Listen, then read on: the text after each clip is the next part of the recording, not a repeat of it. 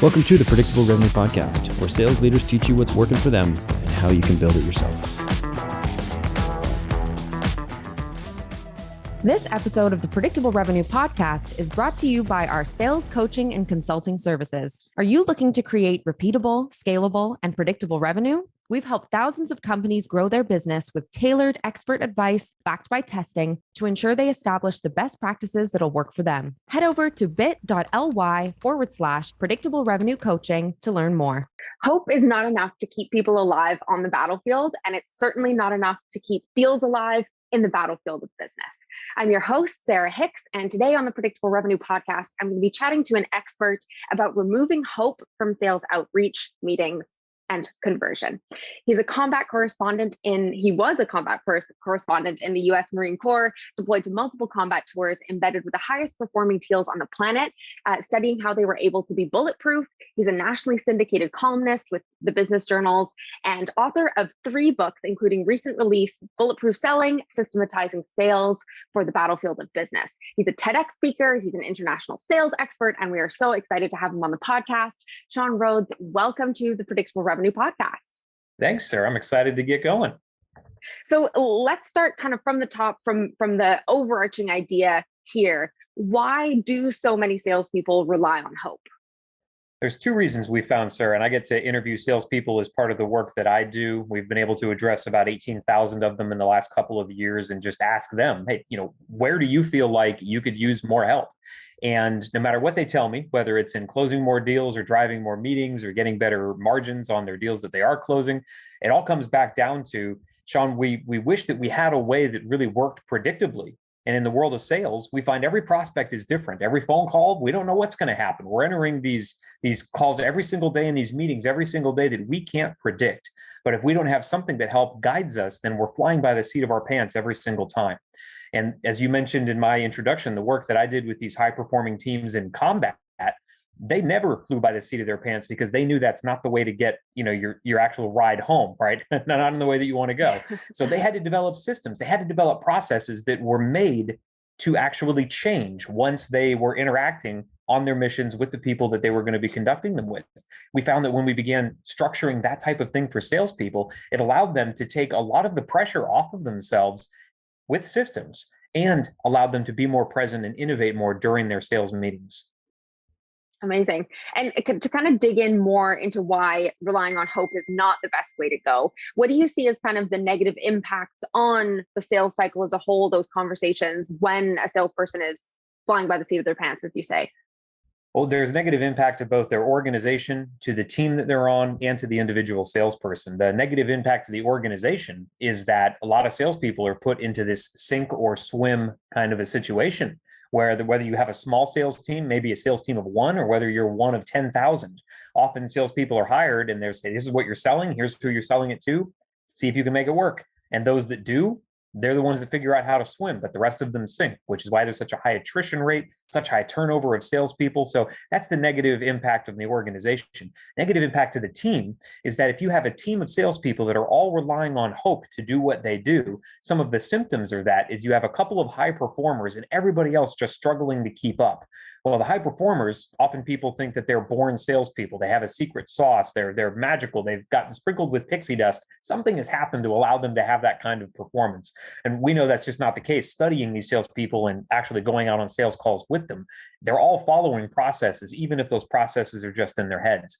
And the final thing that really impacts an individual when they rely on hope too much is they can't predict what's going to happen next in how many calls they're going to make, what their revenue is going to be this month, what their commissions are going to be. And that means whether they're working for an organization or whether they're working for themselves, they end up in this feast or famine revenue cycle where they get a lot of sales at a certain time of the year, and then it's just dry and dead for the rest of the time. And they have to figure out either how do we make more sales during the downtime, or how do I make that large chunk of cash I get during my good quarter last me the rest of the year. Neither of those are positions that you want to be in. The best salespeople are trying to figure out, how do we make that a little more steady? How do we make it a little more predictable, in the language that I know your listeners would catch on to? Yeah, absolutely. Well, I want us to walk the audience through how to remove that hope from the equation and create these systems that you're talking about. And I think there's 2 perspectives here. There's the kind of strategic level from the leadership perspective. And then there's, of course, that tactical perspective from the salesperson's point of view. So I'd like to start with the strategic. How do we implement these types of systems from a leadership perspective? Well, let's talk about what it means to be bulletproof as it applies to the field of sales. That might help. Now, for the folks that are going to be catching this on the audio, I'm going to show Sarah something on our shared screen, but I'm going to describe it really, really well. So what I'm showing Sarah is actual Marines getting ready to clear a house. This is something that I got to see on multiple combat tours, hundreds and hundreds of times. Now, what we don't realize about troops that are getting ready to clear houses or SWAT team members, and I know you have a great police force up there in Canada as well, Sarah, is that these folks are in the world of sales. They have conversion rates, they have pipelines to track, they have all the same things that salespeople do, plus they're operating in a very stressful environment where they don't know what's going to happen next. But as I followed these teams around multiple tours, we realized that these folks were bulletproof. They were able to almost with a premonition know who was going to be around what corner, where to point their rifles so they didn't hurt any of their fellow team members, a lot of different things that they were doing in order to find success. And we come to realize they weren't bulletproof because they were hit by a comet or they had, picked up a spider bite from some radioactive spider. No, they were actually bulletproof because of all of the times their predecessors hadn't been. See, after every single mission, no matter what the nationality of these troops were, and I got to work with Canadian forces as well, they would always do a debrief after their sales meetings, after their missions. And they would figure out what went right, what went wrong, and how do we make this better in the future if we had to do it over again. And out of that, they don't just write it down on a sheet of paper and file it in a cabinet somewhere. They take action on it. And when we began to apply that into the world of sales, we realized that salespeople, if they take the time to assess how they could get better next time, instead of just wiping their brow and saying, wow, glad that call went the way it did, or man, another one, bites the dust, couldn't get that deal closed, because that's what most salespeople do after their meetings. But if you do something a little more than that to begin to improve, even if it's slowly, then you can become bulletproof as well. And that's how it operates from that strategy level. I'm happy to dive into how that works in any particular industry, but I'll let you take it from there.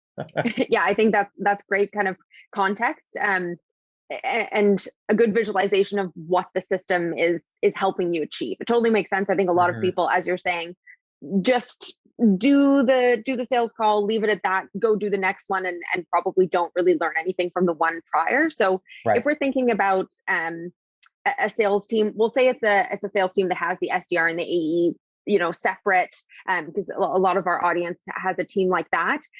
As a leader, what sorts of, encouragement can you give? What can you enable your team with in order to be able to take these steps? So I would say first, enable them with some basic systems.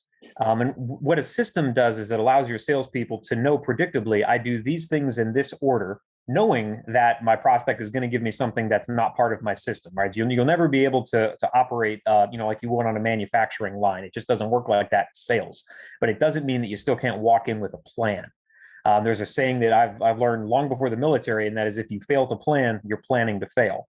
Well, so many salespeople don't have a plan when they walk in, except for this call comes up, I've got to make that call. Or if you're an account executive, my salespeople are doing that and trying to get these accounts over to me.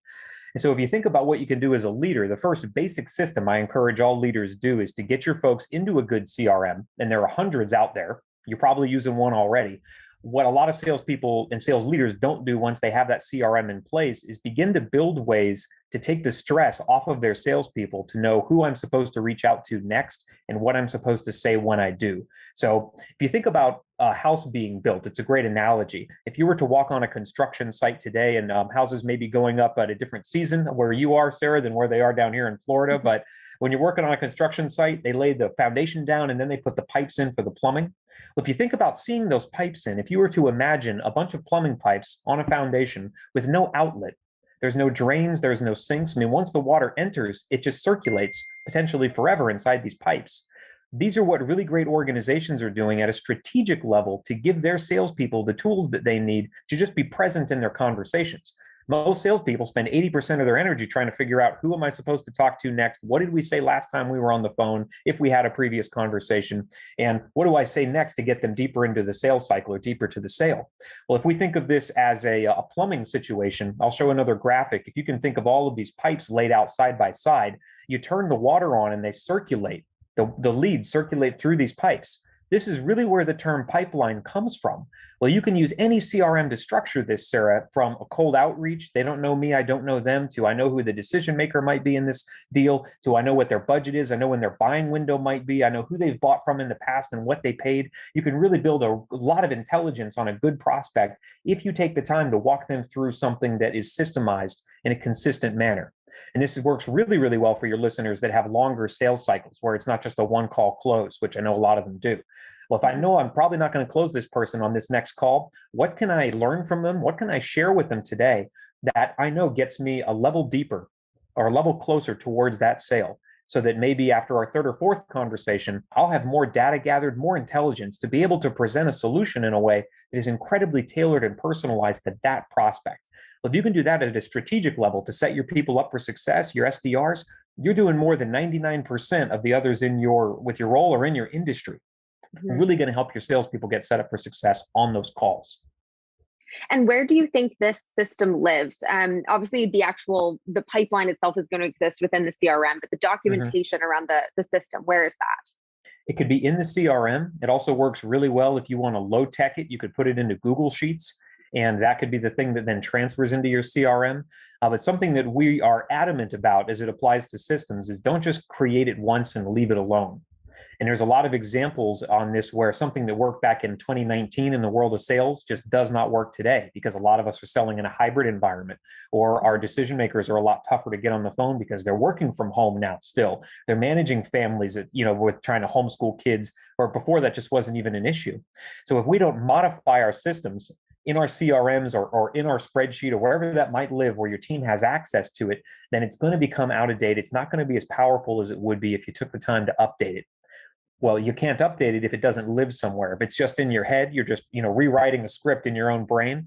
There's a lot of opportunity for the next strong martini to wipe that script out. And I don't want that to happen to any of your listeners. So I really recommend that lives in a CRM or that lives inside of a spreadsheet where your team has access to it. And you as a leader, as an account executive, can then go in and say, here are the best practices we've gathered from the team on how to generate that initial conversation, what questions we need to ask, what information we need to learn. And out of that, revisit it every quarter to say, have the questions changed? What are we noticing out there in the world of our prospects that we might need to modify our scripts with or our questions in order to be more relevant to them to actually provide value instead of just giving them a straight interview of questions over the course of your sales call? Amazing. And you made a point a little bit earlier that the prospect or whatever conversation, something will happen that is outside of your system always. Oh, yeah. So how granular do you get with this system, knowing that you can't actually predict everything? So you have to learn what is going outside of the system first before you can address it. Because there's 100 things that could happen in a sales call from, just a quick hang up, not interested by. That's a possible objection. Or if you're meeting in person, it could go sideways in about 1,000 different ways. So what we have to be able to do is figure out what is going off of script from the system and how do we fix our system? How do we close that loop or add something to it to make sure that we're accounting for that potential outcome again? So there are 3 questions that I advise every salesperson ask as part of their own debrief after a meeting with a qualified buyer. If it's your job to dial for dollars every day and you're cranking out 200 dials inside of a couple of hours, just do this on the ones that you know are qualified buyers that met that criteria. But maybe you are an SDR and you are lining up those big deals, right? You know this is a qualified buyer for a variety of reasons. You know they've got budget. Now it's your job to get that deal to the next stage of the sales cycle or to hand it off to your account executive. Well, great process to go through after a quality call, however you define that, is to first ask, as a salesperson, what should I have known going into that I didn't know, that I could have done differently? And it might be you didn't overcome an objection, you didn't have a script lined up, you didn't remember all of the discovery questions that you know needed to be asked. Write all that down somewhere and you can share it with your account executive or your leadership team. The second question to ask is about your prospect. And what should I have known about that prospect going into that meeting or that call that I didn't know? We went to school at the same place, 100 years ago. Our kids play soccer on the same team together, whatever that might be that you learned during the call. That might be possible for you to find out through some pre-call research next time, especially if it's a high-level qualified buyer that warrants that kind of research time. And the third question, the one that leadership actually needs to hear, even though they're uncomfortable hearing it, is what could my company have done for me as a salesperson to better prepare me for that call? Should I have delivery schedules in front of me that were updated because I couldn't tell that prospect when I could get that service or that product onto their warehouse loading dock because I just didn't know. And that would have really sped up the sale if I could have provided that piece of information. Training modules, training from great, brilliant people like yourself, Sarah. I mean, all the great things that we know we could be doing as a company, if you can figure out what that might be, just in a suggestion to your leadership team. And if you're the one handing that to them every week to say, I met with Jim Smith, qualified buyer, the sale got shut down though because I didn't have this. Is there a way that you all could provide that to me or figure out a workaround that, at least gets it in my hands a minute or two after the meeting or an hour or two? Mm-hmm. That'll be the thing that really differentiates you as a salesperson, both to your prospects and to your leadership team, because no other salesperson has given them that kind of on the ground feedback that would help everybody get better. Sure. Well, let's dig in more to the salesperson's kind of tactical perspective and how they can, start to, I guess, take obviously the support that the strategic level will provide, but start to build up their own kind of top performer systems, learn from the other top performers in their org. What should they be doing? Absolutely. So the first thing I find we have to convince salespeople of first is that they need systems, which is tough for a lot of salespeople because you don't get into the profession of sales because you fit really well into a box. Most salespeople are in the profession because they love to be free floaters. They love to be just on their own schedule. I want to create it. I want to do what I do. It's really the profession that allows the most freedom of anything else in the professional world. So to ask salespeople to use a predictable system, that requires some convincing. So I'm going to try to do that for your listeners now to maybe help get them in the mindset of why systems might be valuable.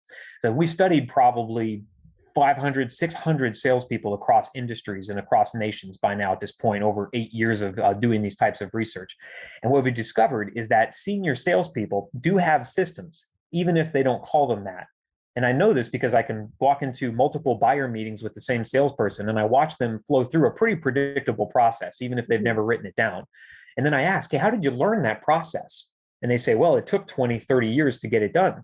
So that all I can do is just walk in with a blank sheet of paper to a buyer meeting. I know what questions to ask already. I know what objections I'm likely going to hear. I'm already prepared for those.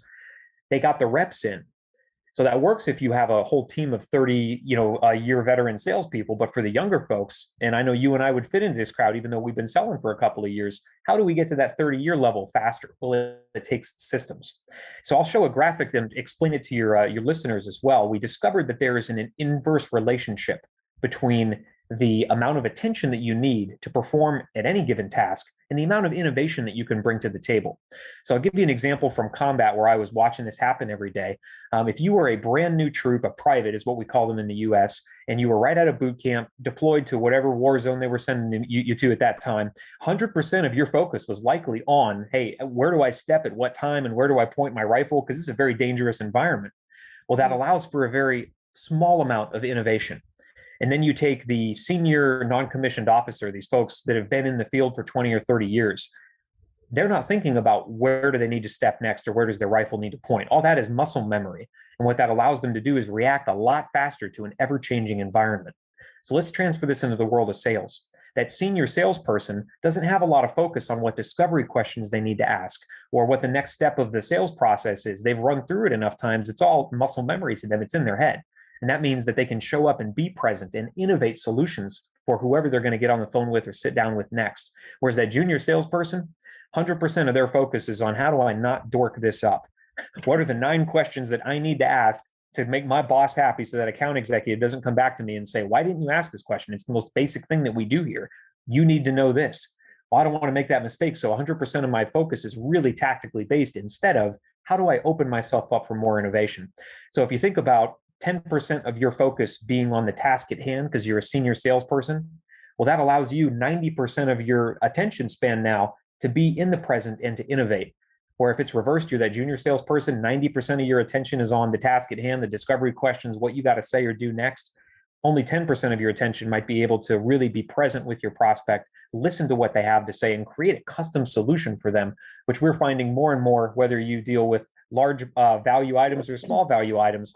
You've got to have those custom solutions created, at least in your head before you show up, or better yet, in a system. So that's how we convince salespeople that this might be worth investing a little bit of time in. And now you wanted to work into how do you actually build a system, right? Is that the next question? Yeah, I mean, to continue on from that example, like how do you get the reps in? How do you become that top performer without doing trial and error for 30 years? Yeah, so I'll give you a basic format for a system. And you can build this whether you have a lot of experience in your field, zero experience, maybe you're that training manager or that account executive and you're sitting over those salespeople, those junior folks. The first thing we noticed about any system is it has to have a trigger to come into effect. So it's a meeting where you finally discover that person is qualified, they're a buyer, they have budget. Boom, maybe that's the trigger. Maybe the trigger is you move someone into a valuable part of your sales process where you know what the buying window is and you happen to be in that buying window right now. Whatever that trigger is, you have to understand when to bring the system into bear. Otherwise, it's going to sit on a shelf forever and never get pulled off and actually used. Once you have that trigger in place, the next thing you got to do is make it repeatable. So, simple question to ask, what are the 5 things I need to do in a certain order to make this particular part of my sales process a success? So if you're discovering whether this is a qualified decision maker or not, maybe the first question is confirming you are the person that buys XYZ product or service within your organization or within your family. Maybe the next question is, when was the last time you purchased something like this? Do you even know what this thing is that I'm trying to sell you? Have you ever used anything like it? Does anyone in your network use anything like it? And you can really line up a couple of great questions like that as part of that 5-step process. And at the tail end of it, step back from that repeatable process and look at it, run it through a mock experience, right? Run it through a dry run with one of your peers that might be new as well, but has had enough calls to know what questions to ask. Even better, you can find a senior sales rep, a mentor. Well, that's gold right there to be able to say, I tried to put some thought into what questions need to be asked here. Could you take a look at these and let me know if I'm missing anything? And they'll probably tell you you are. That's why you go to those folks for that kind of advice. And that's a repeatable process now that you have in front of you. The next part of this, and this is the part I mentioned earlier, where you can never just leave these things for 5 years and hope they'll work the same. So you have to make it improvable. So after you test it a time or two, take a look at it and say, instead of just doing this 100 times and hoping for different results, how could I modify it just slightly to get a better result? Well, I've noticed that the last 2 people I asked this question of didn't respond favorably to it because I was asking for too much too fast. I was kind of asking them to marry me on the first date. That doesn't really work out too well. I know, I've tried.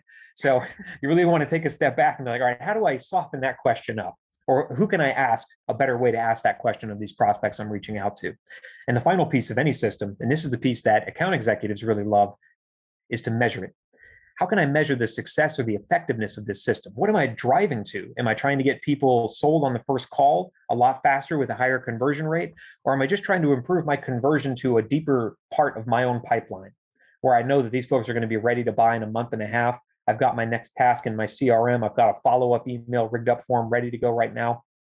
If you can do those things inside of a predictable system, well, now you can lift yourself out of having to remember what's supposed to come next. Let the system handle that, and you can be more fully present with your prospects. So happy to talk about this more, Sarah, and work out. If you can give me an example, we can build a system on air. This is what I do for a living. I love it. Or if you want to find out how it might work for different people in different industries, I'll let you guide the conversation. Yeah, that's a great idea. I think let's build a system on air. I'm trying to think of a good example of the company that we can build it for. Let's build it for a company who has the SDRs and the AEs separate. We'll say target, won't make a huge difference, but targeting financial services, so complex sale, a lot of buyers, all that kind of stuff, big enterprise sale. And they've got to get it to a kind of BANTS qualification before they hand that off to the AE. And we'll say we're building the system for both the SDR and AE. Where do you think you start right up the top for that SDR once they get handed that target account, say? So I always start off with an objective, right? With any system, what is this thing supposed to accomplish? So am I supposed to use this system to gather an intelligence profile on this prospect to hand it off to the AE? Walk me through a little bit about what this is supposed to do. Yeah, so I would say it's about engaging that prospect, making that contact, yes, and then qualifying them and equipping the AE with all the information they need on the potential project, use case, all of that stuff so that they can, accept, qualified, pass it off to the AE. All right, and it sounds like you have some experience in this field. And am I wrong in assuming that? Yeah, I'm thinking of actually a client that we work with. And I'll bet you are. the thing that came to mind. Yeah. Okay, perfect. So you're going to build it with me, right? It's not just going to be me teaching here. I'm going to get your insight and we're going to crystallize it. So the trigger in this system, what is the event that happens that would bring it into play? Is it before this sales rep gets a hold of a prospect name, a phone number, an email address? Is it during the call? What is the time when you find most of these folks would really benefit from having a system in place before they just botch it entirely when they're on the phone or in person?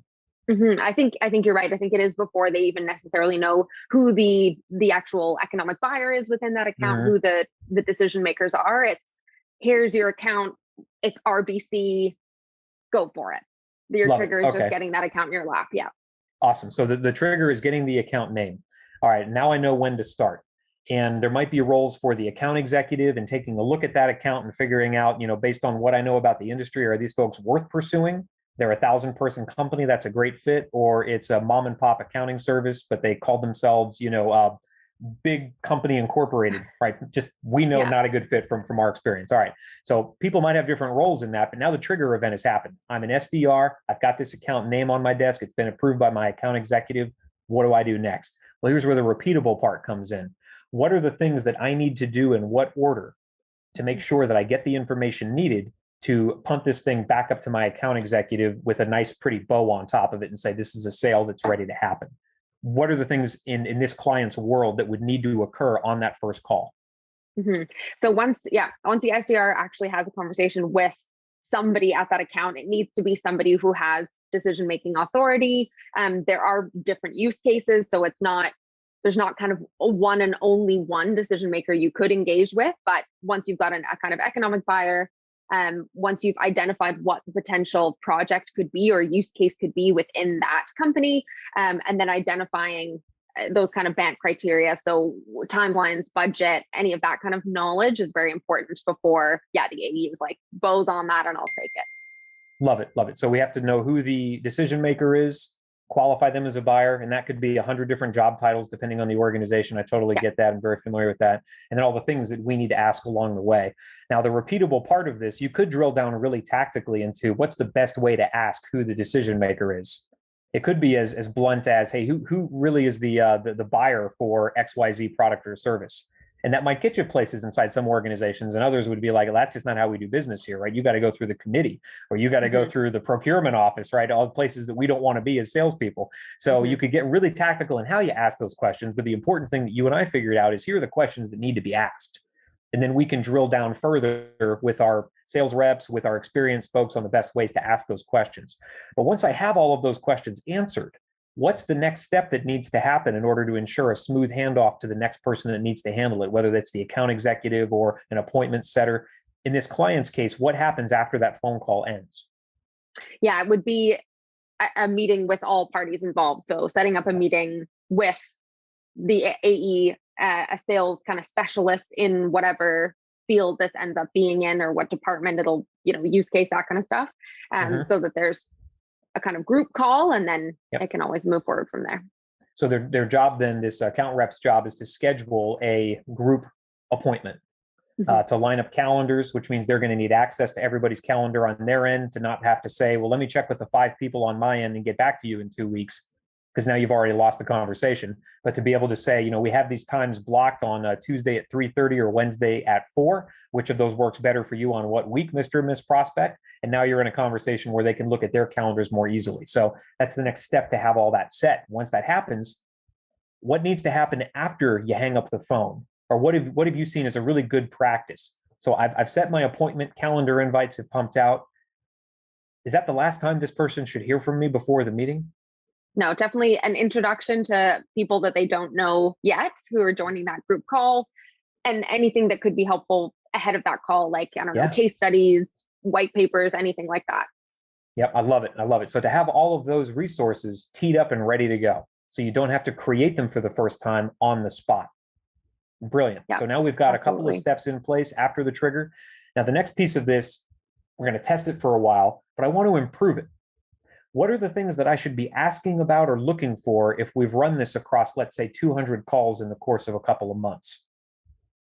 Should be looking at the kind of conversion rate, I guess, from you booking that meeting to people showing up on that group meeting, and same thing from that group meeting onto the next step, and seeing where bottlenecks might be there and what might have caused drop off would be kind of the top thing I think of.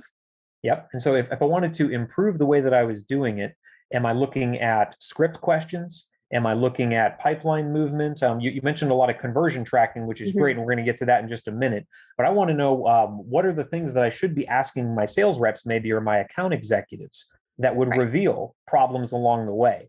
For the account reps, is this system easy to use? Where are you storing it? Is it just in a written checklist in front of you next to your phone and your computer? Is it written on a whiteboard above your desk? Is it something that our CRM triggers for you, so it's already pre-programmed inside of every account note? What are best practices and the ones that have really found a good way to make this happen? And I'll bet you you'll find some things that would be easy to replicate. For some teams and companies, it's going to be a sheet of paper.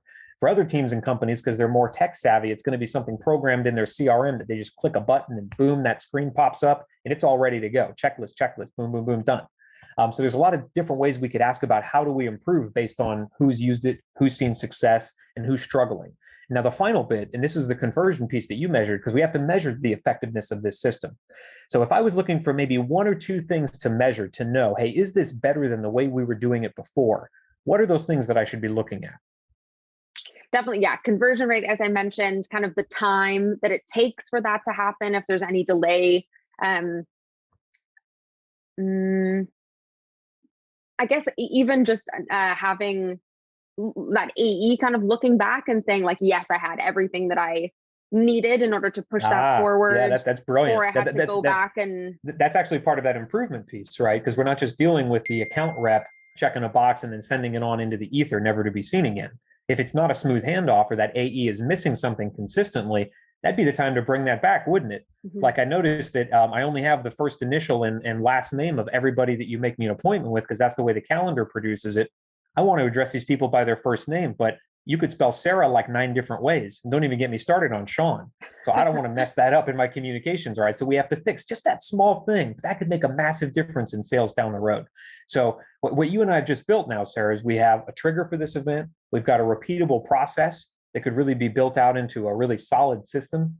We've got ways to improve it, questions to ask both our account reps and our account executives, our SDRs and our account executives. And of course, how do we measure this? How do we make it better? Make sure that it's actually a system that works just a lot better than, hey, we're all just going to try to make this happen as quickly as we can and hope for the best. We're going to shoot arrows in the dark and hope they land on target. What you and I have just created is something that's a lot more akin to knowing what the target is, having everything we need to hit it dead on the bullseye, and then making sure that we're doing it consistently, day over day, month over month. Amazing. Well, I think that's a perfect place to wrap it up. We've kind of talked about the importance of this strategic side, the tactical side, and built an example of what one of these little systems would look like for a specific type of company. If people want to learn more from you, Shawn, if they want to get in touch with you, where can they do that? Absolutely. Over at bulletproof-selling.com, because we realized a lot of salespeople come to us with a lot of different issues. We set up a 5-minute sales assessment. It's absolutely free. You tell us what you want us to build a system around. And just like Sarah and I just did on air, I will send you a system on whatever you specifically tell me you need a sales system built around, so you can get started right away. That's great. And tell me about the most recent book and where people can find that and read that. Absolutely. So as you mentioned, it's called Bulletproof Selling. It is systemizing sales for the battlefield of business. It walks through about a dozen different sales systems, from how do you stand up a pipeline like we talked about, all the way down to how do you, after the sale, generate predictable referrals. So if you're interested in that, it is available on hardback, Kindle, and audiobook at Amazon.com. Awesome. Well, it was an absolute pleasure having you, Shawn, on the show. Amazing to take your experience in the tactical, real world battlefield side of things and bring it over into the battlefield of sales. It was an absolute pleasure. Thank you so much. Absolutely, Sarah. Thanks for having me. And thank you to all of you for joining us again for another episode of the Predictable Revenue Podcast. If you haven't already, please do hit that subscribe button on YouTube so that you can be notified each week when we have wonderful guests like Shawn Rhodes joining us. We will catch you again next time.